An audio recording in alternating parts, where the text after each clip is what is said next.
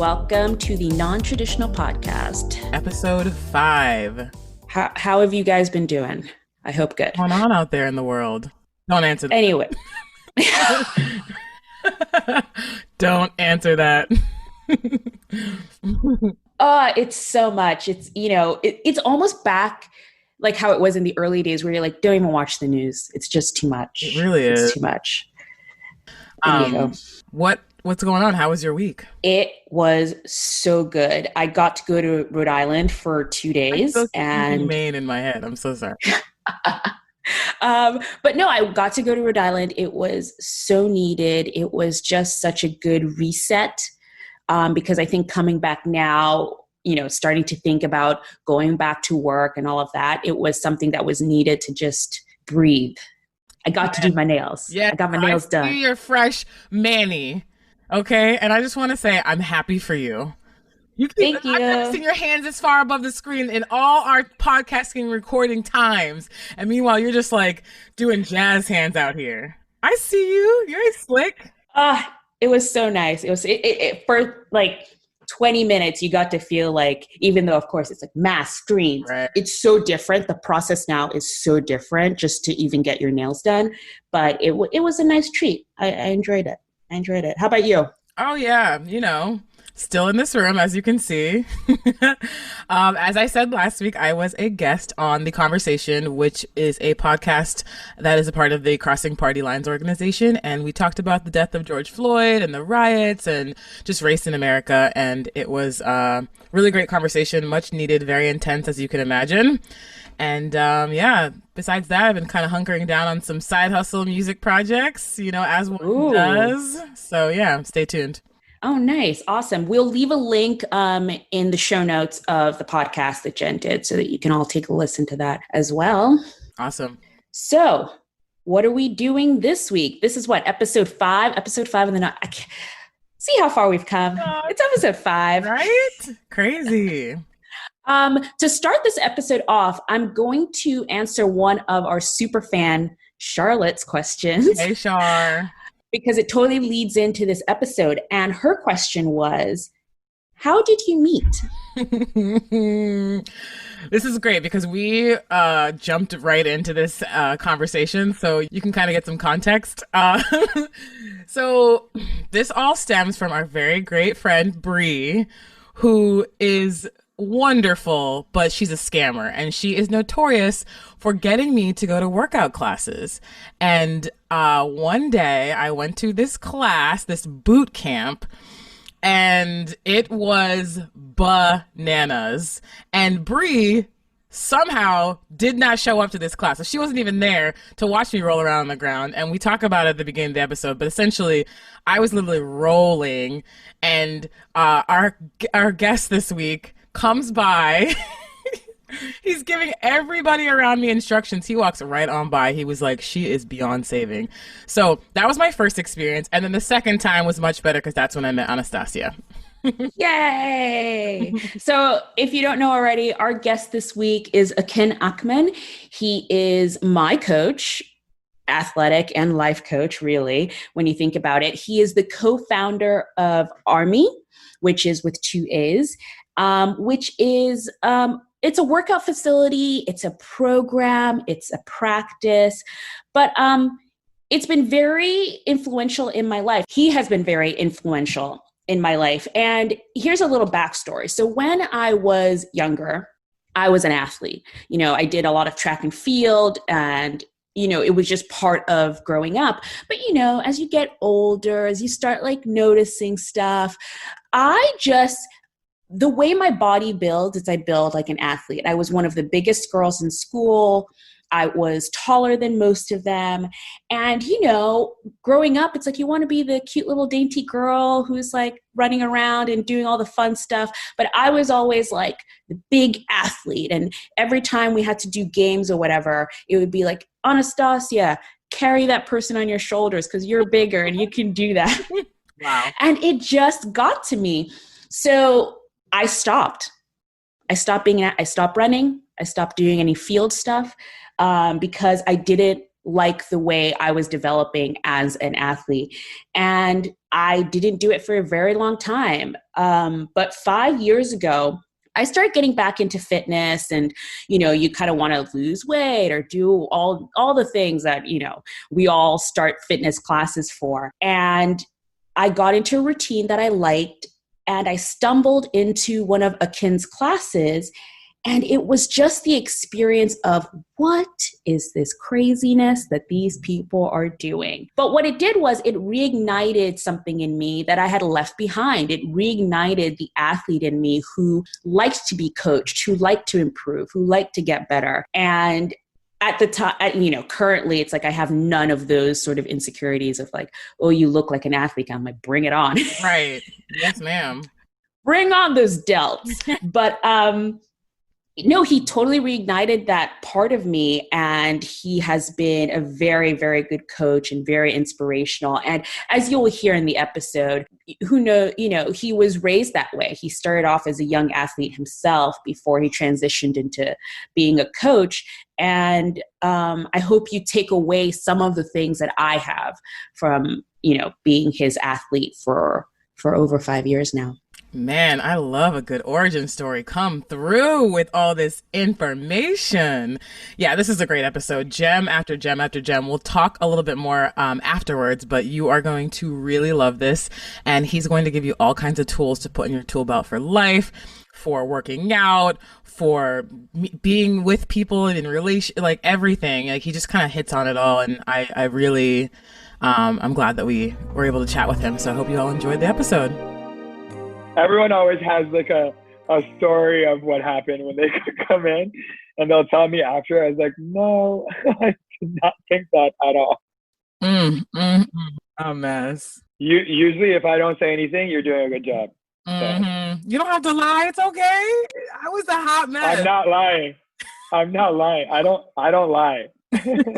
It was my first time, and they didn't tell me nothing. They were just like, come, it'll be fun. That's what we tell everybody. It's fun. It's so much fun. It's not that it wasn't fun. It's just that I almost died. But it's a memorable moment. Oh, I'll never forget it. And then there's so many moments in life where you don't remember, but like those moments that are memorable they're the defining moment. After that day, I hope you decided to come back. Listen, I did actually come back, and I had a great time, but I knew what I was getting myself into that time. I'm going to start with the question that we've been asking everybody to start with. What is your earliest memory of what you wanted to be when you grew up? Oh, well, I wanted to be Superman. and I had and Popeye. I had my dad bought me like a Popeye, call it doll, I guess. And it was like my size when I was little. And like I would go everywhere with it. I would sleep with him.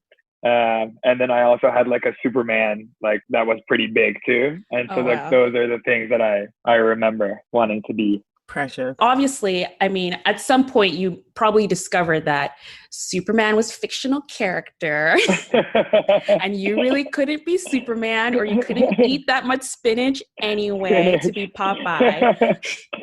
But when was your first memory to when you thought, okay, this is my career, this is something I'm going to do for a living? What was that?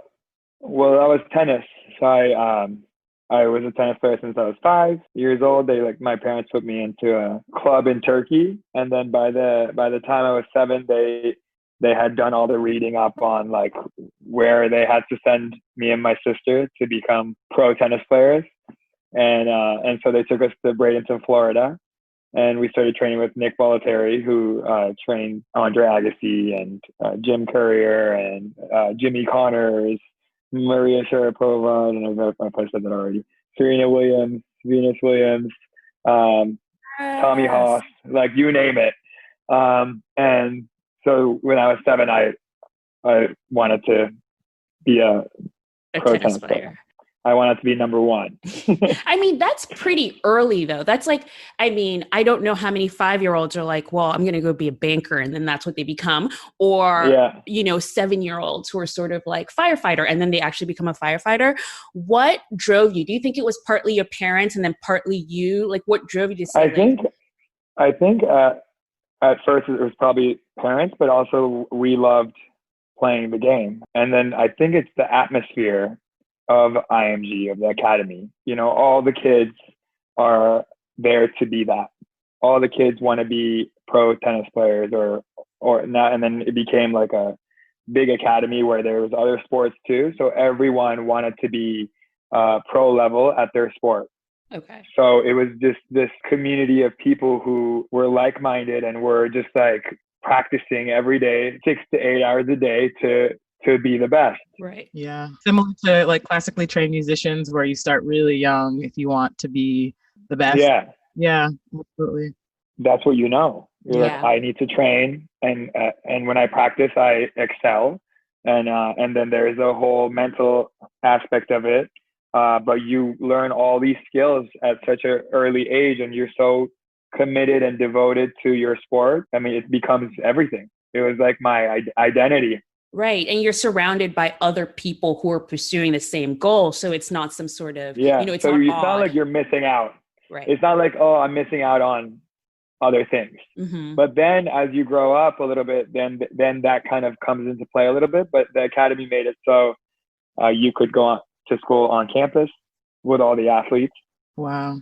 So you didn't have to go outside of campus to like see what normal kids were like doing. Right.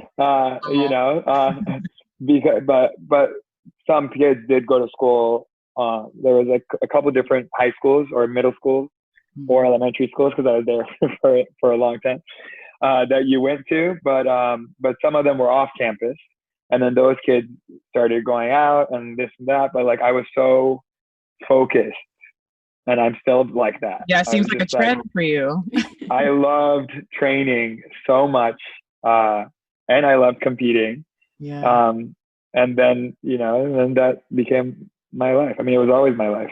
So, is there something along the way? I mean, this could have happened millions of times, but that maybe you considered like a failure, or that you considered, man, I'll never recover from this, that led you to your current success? Is there something where like you would not be the person you are now unless you had failed at something?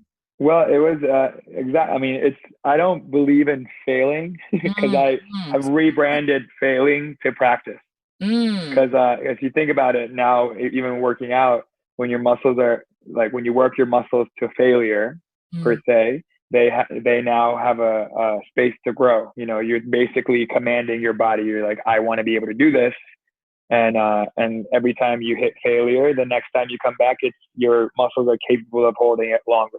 Wow. So I don't believe in failure. It's just like rebranding that word to be success to you. Because then winning is a habit, but then winning is also a perspective.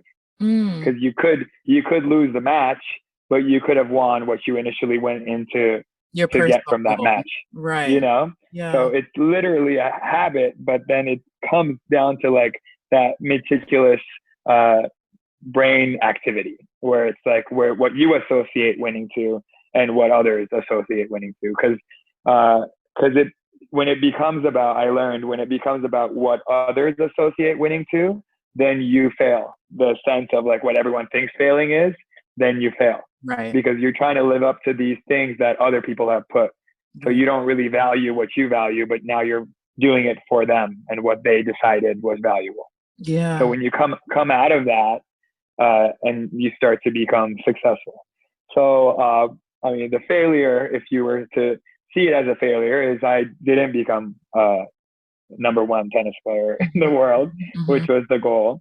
And in that, I had a lot of like moments where I had to come to terms with that, and then also come to terms with being a coach, because I started coaching when I was 15, and I was kind of against it because for some reason, as the player, we didn't look down on the coaches, but we were like, people would say a coach is a failed athlete. Yeah. Right. So you have to get over all these things that people have put in your mind and recondition the mind to like move forward the way you want to move forward. So you have to be okay with it first. And I was like, I love coaching and I love what I get in return from it, because it's not about money or this or that. When you see someone so excited that they unlocked something, that's like, that fills you up.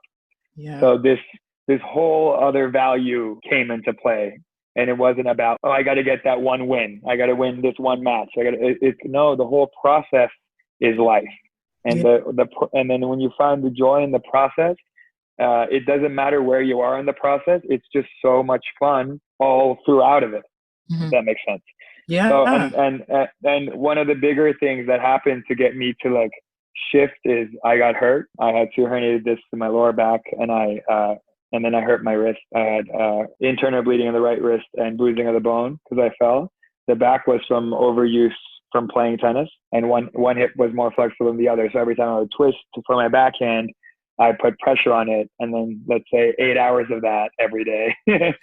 It was like, and it was also not just because of the movement, because I don't think that's because I had been doing that my whole life. I think it was where I was mentally in my life, and I was being stressed out easily, and I wasn't with my family, and just like that, all these outside factors were making me stressed, and I think that's when my body reacted. I think a lot of injuries are stress related, and if you read up on it, stress causes inflammation, and inflammation is the cause of most disease and injuries and whatnot. So when I kind of let the stress go and just, because people are hard on themselves. Yeah. You get so hard on yourself, and then when you're stuck like in this failing mindset where like I'm not going to win, then it's, whether you think you can or you can't, you're right.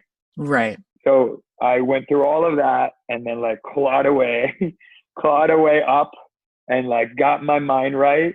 And I was like, I love training. When I look back, I've always loved training, and I've always been able to make everyone train with me, and I've always been able to tap into people's greatness, and I had a way with that. All my friends, I'd be like, let's play water polo, and then they would all come. I'd be like, let's play volleyball all the time, and then it's like they'd come and I'm like, work out with me. So it's like everyone would always come with me and do all these things, and they'd excel. You're a natural recruiter. Yeah. And then, I did that with any sport that I wanted to play. I did that if I wanted to learn how to handstand. I did that if it was just like, I could get people to do these things with me. Right. And at first they would be against it. I was actually talking to someone about this, but at first they'd be kind of like against it. Like, why would I do 8 classes in one day? Why would you? And then I'm like, you don't have to do it. We'll slowly build up to it. And then finally, when people started like doing it, they'd be like, oh my God, I feel amazing. I can't believe I did 8 classes. And then it slowly goes from like this unattainable thing to this thing that I do every day. And it becomes my normal, and everyone who training with me like that every day, it's their normal. But at first they were like, you're crazy. Yeah. You're insane. Yep. And then, I will and then hand to God. And I'm like, yes, I am insane. Like I'll take that on. But I also can unlock these things in you through movement. And then through movement, we can unlock these things in your mind. And then that goes back and forth. Like as you unlock the body, you unlock the mind. As you unlock the mind, you unlock the body. And then it takes it out of being this, I got to build this skill to do a burpee, to I need to lose weight, to like I need to do this, like to those little goals that they're not really your real goals. Yeah. And then the real goal presents itself. Yeah. And then you see this potential in you in all aspects of your life. And we just unlocked it through movement. It's crazy. I mean, I do have to say, hand to God, the first time I walked into one of your classes, it was a spin class. And I thought, he's crazy. Like, it was just one of those things where, especially when you think you're good, you know, I was like, I can spin. I know how to spin. And then I go into his class and I was like, what is this? This is not okay. This is crazy. But also there's a way that you train and there's a way that you speak to your athletes that's very much, you know, encouraging. Like, even if you're telling us to do the most crazy thing that we've ever attempted to, or even thought of doing, there's a way you say it where it's sort of like, you can do this and you should be able to do this. And that's what kept me coming back, because I thought, you know what, I can do this and I'm going to come back and I'm going to do it.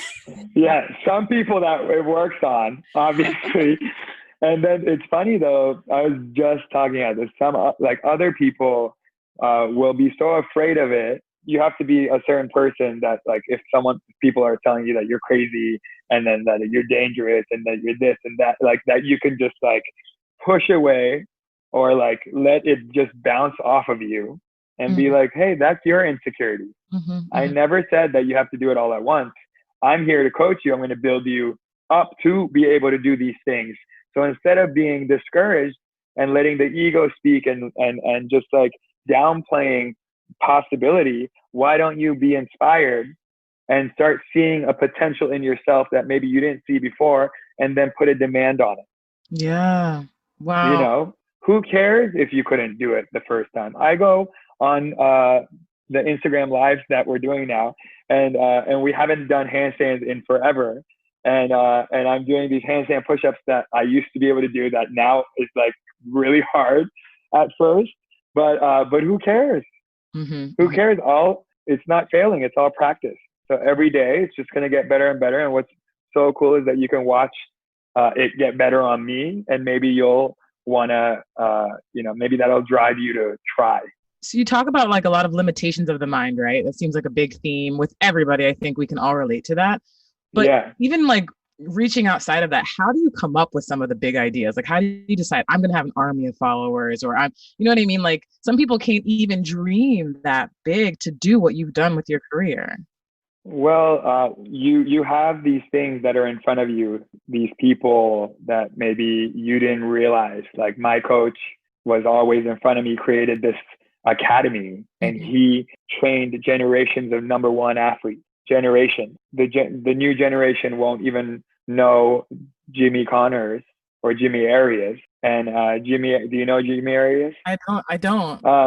Jimmy Arias is actually the one who we hit this like semi-Western forehand called the killer forehand that Nick Bollettieri teaches. And it was because Jimmy Arias was hitting that forehand when he was a kid. And Nick was like, that's the forehand that I'm going to teach. That's the best forehand. And it's with this forehand, that semi-Western grip, and you have a loop for racket at speed as you swing. And it's just like such a powerful shot. And Jimmy Arias is the reason Nick taught that to all his players, you know?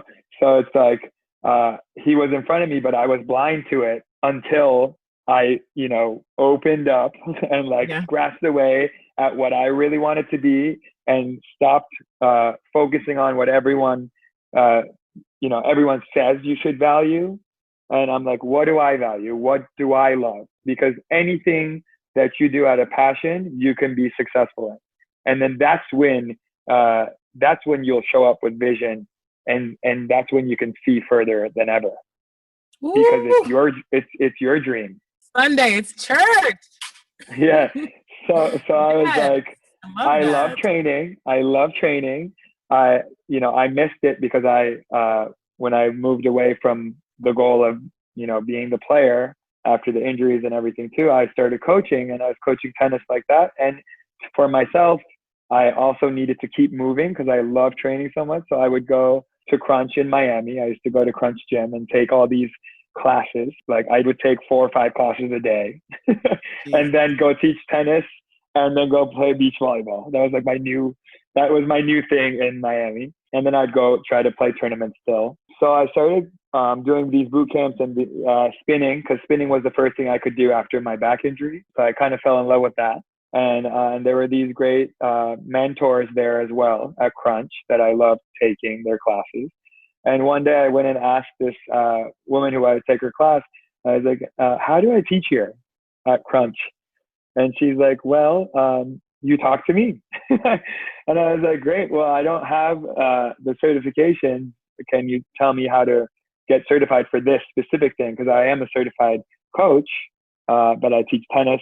And so she was like, oh, well, you can get certified, and it's on Mad Dog for spin, and it's like a 1-day orientation. And then you also can get certified for personal training and group fitness through these other things. So I did all of that, but I was like, in the meantime, if you have anything, you can just call me, I can sub. And so the next day she called me. So I hadn't had all these things yet, but she was like, I need a sub. So I was like, for spin. So I show up and it was a full room, and then I subbed it and everyone loved it. And then she put me on schedule, and I had full classes because all those people followed me. And then there are people, they told people and they came. And then my tennis, all of my tennis people would come and train with me there too. So it was just like it just happened like that. And then I decided to move to New York, and that was for modeling as well. And same, I model? What is that about? Yeah. That's another story.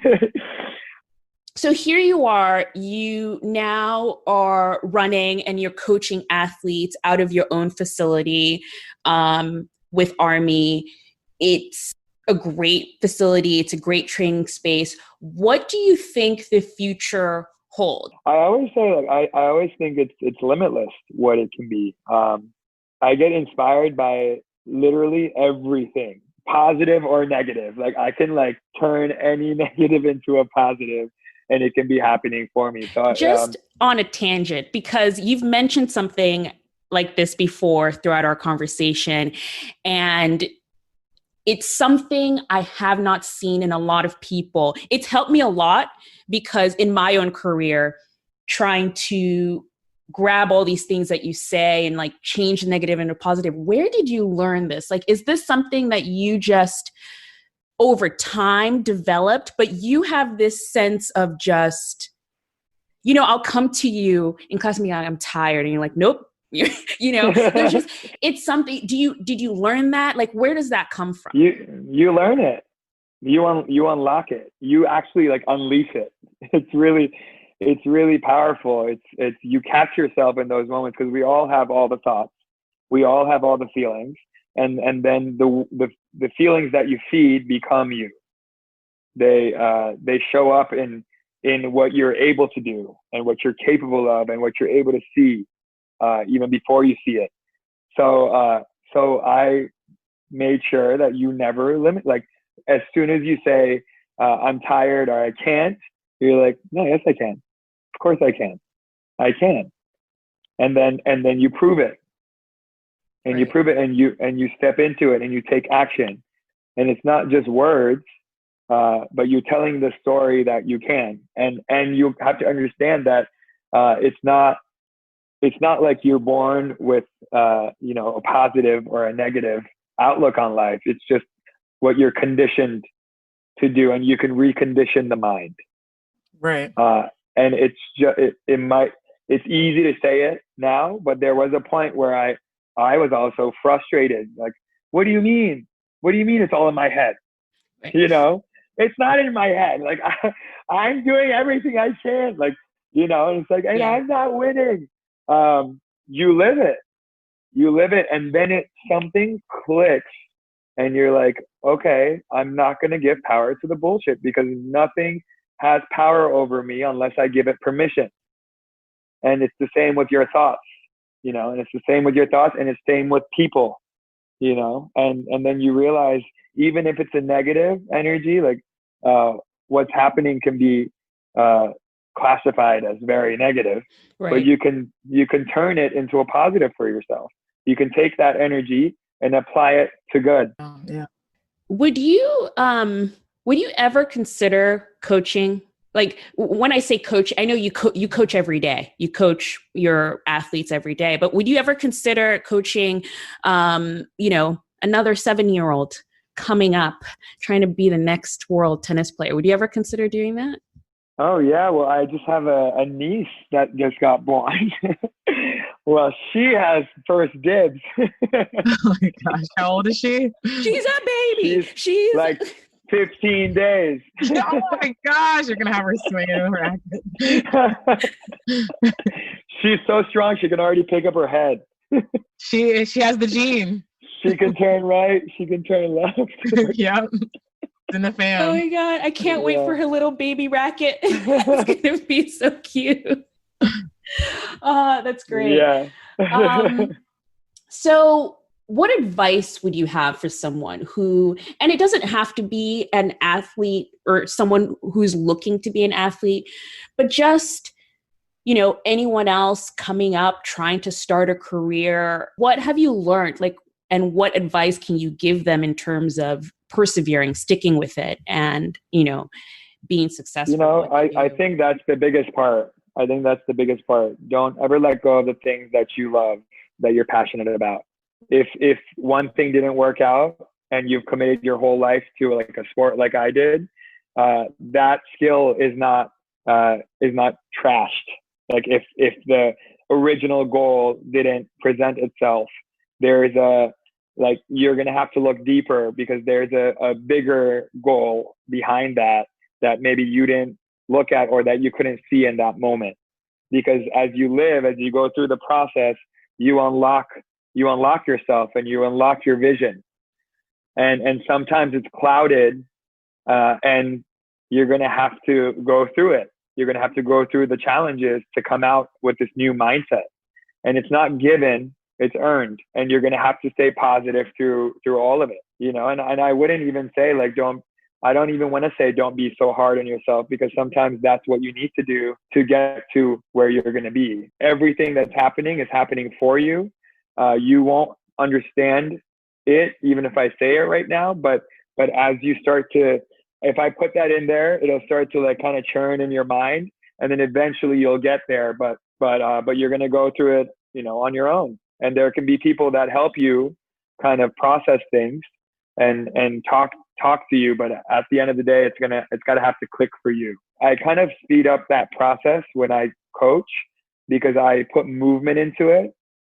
And for me, when I put movement into the mentality that I'm also teaching, the philosophy that I'm also teaching, it connects and clicks quicker because it becomes your habit quicker. Yeah, I want to know, you may have touched on this from a lot of what you said today already, but what does abundance mean to you? Whether you're there now, or what does the ultimate idea of abundance mean to you in your life?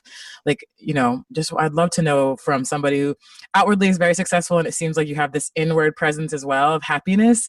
But what does abundance, what would that mean to you? Yeah, I mean, abundance is being able to look out into your life and see all that you have. A lot of people love to focus on what they don't have, and I encourage you to look at and see what you have, because I'm sure you have a lot, and that's abundance. Right. Even your breath, even the fact that we woke up this morning, the fact that we can move and we have our limbs, the fact that we can think and that we can adapt and that we have a chance to evolve. And every day, if you look at it that way, you have such an abundance. And we get so caught up with what we don't have and what we haven't done. And like, just live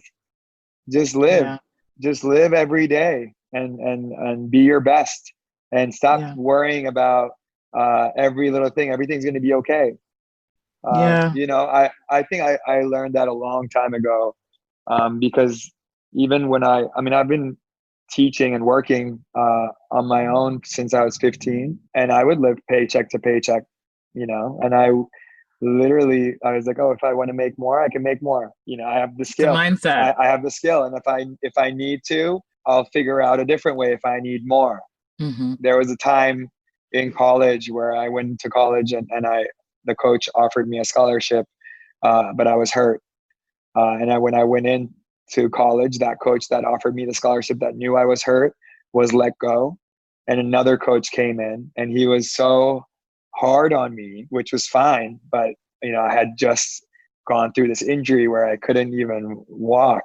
And it was like a stressful period. So then I lost that scholarship. because of that coach.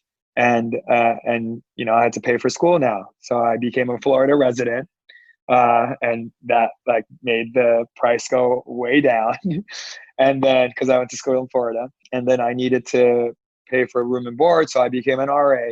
And then I was coaching tennis, and I needed to come up with like $3,000 in like 2 weeks to be able to pay for the courses, on top of everything that I had already done.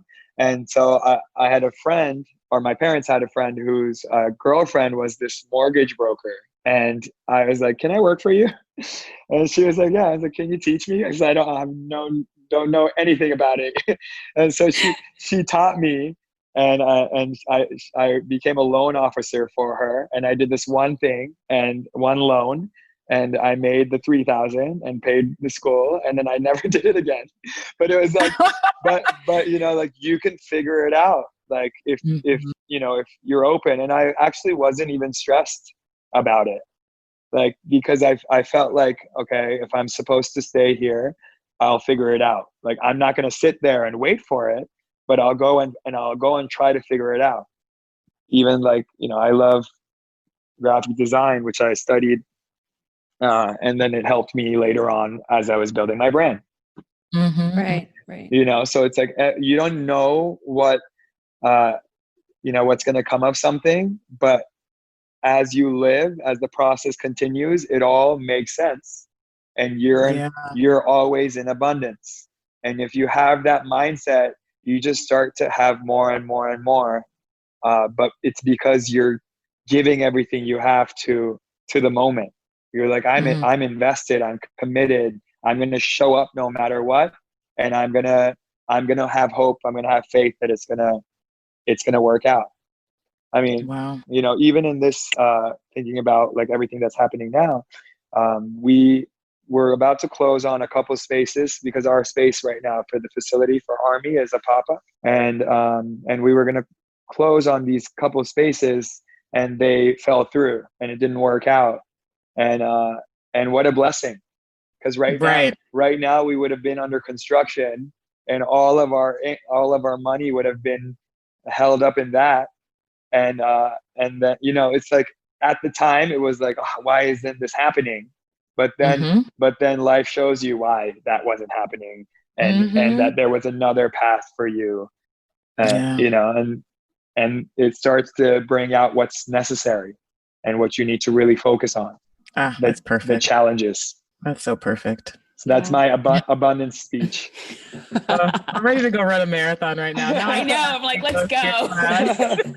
I'm just going to turn this off and do a couple push-ups. It's gonna be great. I don't understand why you guys aren't holding a handstand while we're doing this. But oh my gosh. I'm in my L sit right now. I'm just kidding.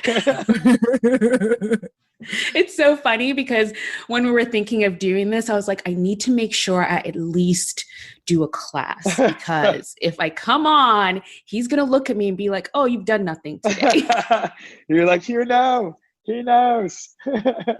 This was really great, Akin. Like, thank you for all the words of wisdom. And it's really important, I feel, for people to see, because, you know, especially in my line of work and your line of work too, there are certain careers where I think people go into them and the first roadblock they hit, you know, they're sort of like, well, that's it. Yeah. I'm going to go do something more practical. They give up. You know? Well, yeah, I've been talking to that actually. I've been saying, you know, everyone wants to be you and like do what you do and have your career and be in your position until they realize what it takes to be in that position, until they realize the amount of work that's necessary to even be to do it. Yeah. So it's like, and not just do it, but how many unlocks you've had to have to handle that kind of work.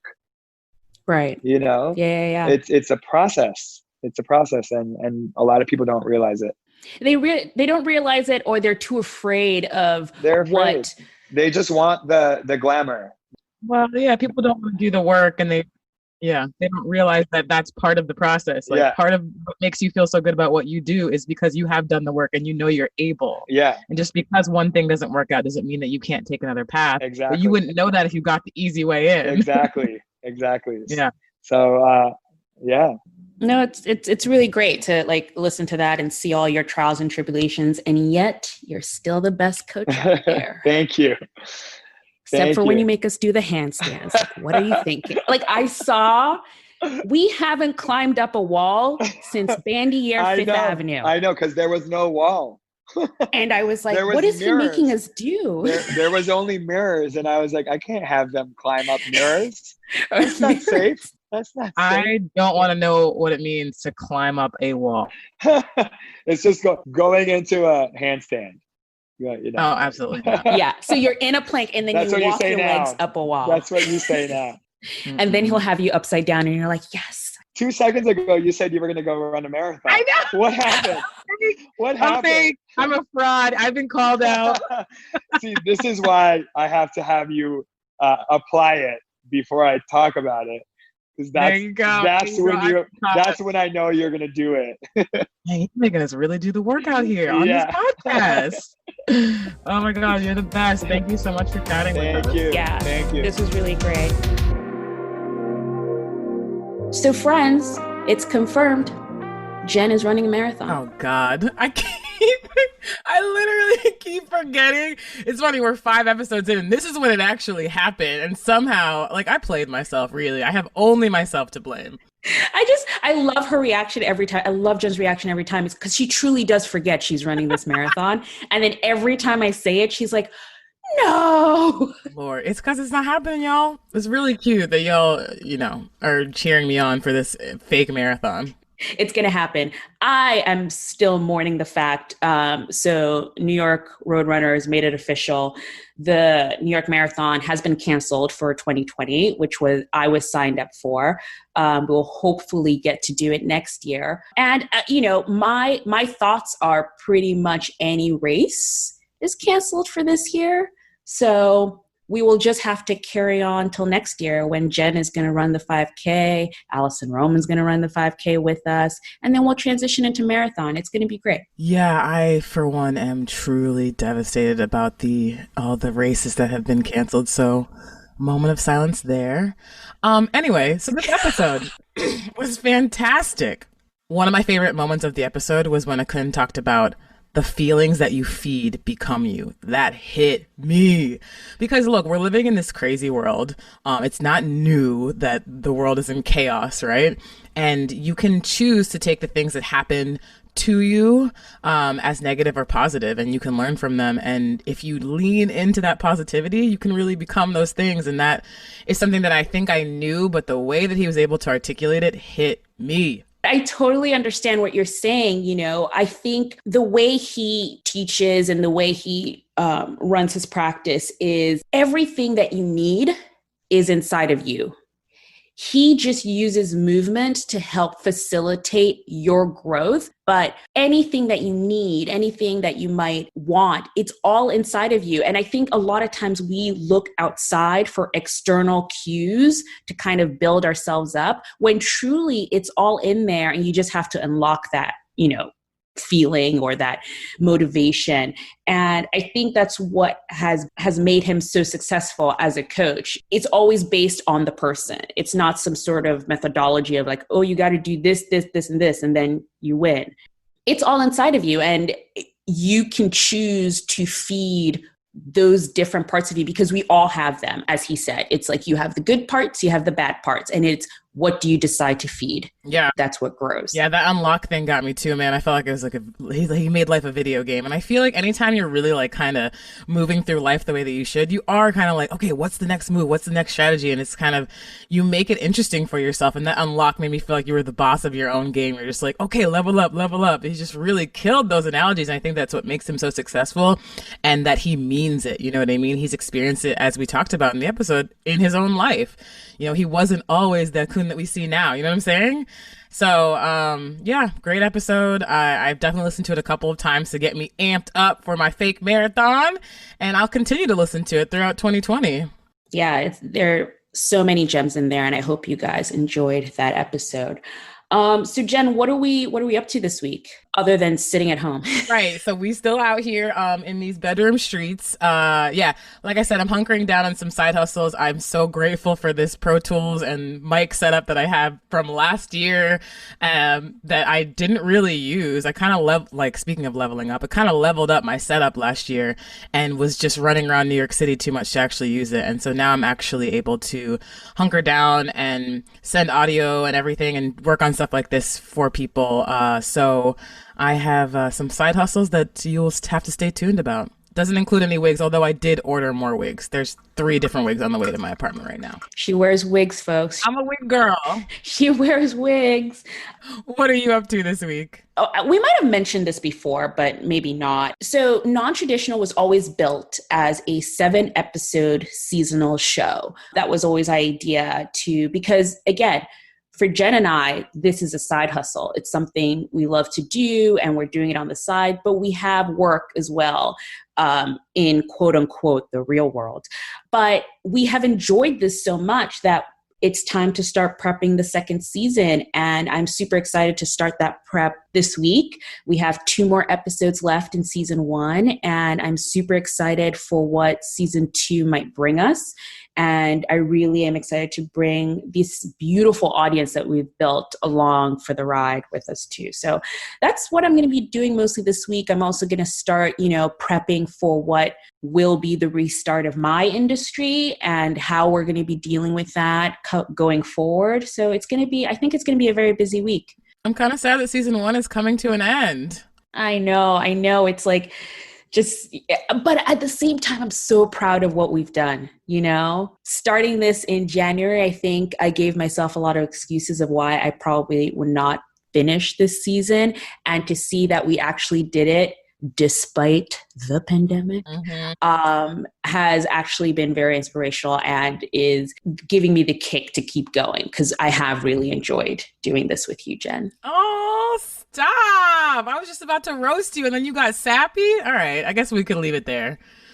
Yes, we can. So if you're listening, thank you so much for listening. Please rate, subscribe, leave us questions, do all the fun stuff that helps this community grow.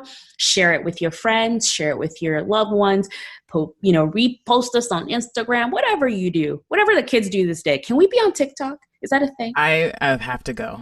I'm calling out old from TikTok. I can't. So. Thanks for joining us this week, and we will see you next week. Bye, y'all. Non-Traditional is produced and edited by me, Anastasia. And our theme song is Wildfire by Esabalu, and you can find it wherever you purchase music. You can find us on Instagram at that's NONE _traditional, and Twitter at traditionalpod. Subscribe to our newsletter on our website and keep up to date on all things non-traditional.